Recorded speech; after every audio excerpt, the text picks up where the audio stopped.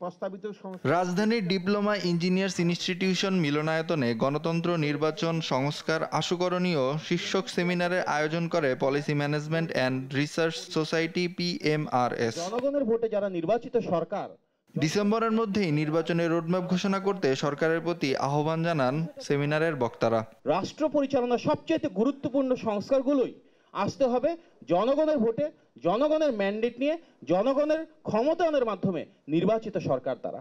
যে আগামী এপ্রিল পর্যন্ত যদি শিডিউল ঘোষণা না দেয়, রোডম্যাপ ঘোষণা না দেয়, তাহলে বিএনপি রাস্তায় নামবে। আমি বলছি এইটাই প্রকৃত উপযুক্ত। সরকার এজেন্ডা নির্দিষ্ট না করলে নির্বাচন নিয়ে অনিশ্চয়তা হতে পারে বলেও আশঙ্কা প্রকাশ করেন তারা। সোশ্যালি রেসপন্সিবল লিডারশিপের কতগুলো শর্ত আছে, তার একটা হচ্ছে সিটিজেন পার্টিসিপেশন। তো এখন প্রশ্ন হচ্ছে, is there any other way to ensure this point except for voting? I don't think so. দেশের সার্বভৌমত্বের প্রশ্নকে বাদ দিয়ে অন্য কিছুর পেছনে ধাবিত হওয়া খুব বুদ্ধিমানের কাজ না।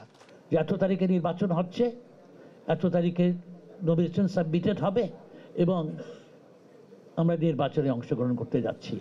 দেশের জন আকাঙ্ক্ষাকে নস্যাৎ করার ষড়যন্ত্র মোকাবেলায় সবাইকে ঐক্যবদ্ধ থাকার আহ্বান জানান PMRS এর চেয়ারম্যান। ডিসেম্বরের মধ্যে একটি সুনির্দিষ্ট নির্বাচন তারিখ ঘোষণা দিয়ে জাতিকে এই অনিশ্চয়তা থেকে রক্ষা করা। একটি গণতান্ত্রিক সরকারের হাত ধরেই বাংলাদেশের অর্থনীতি এগিয়ে যাবে বলেও আশাবাদ ব্যক্ত করেন আলোচকরা। রাষ্ট্র পরিচালনায় যদি আমাদের বাংলাদেশ নাইম আফসান, দেশ টিভি, ঢাকা।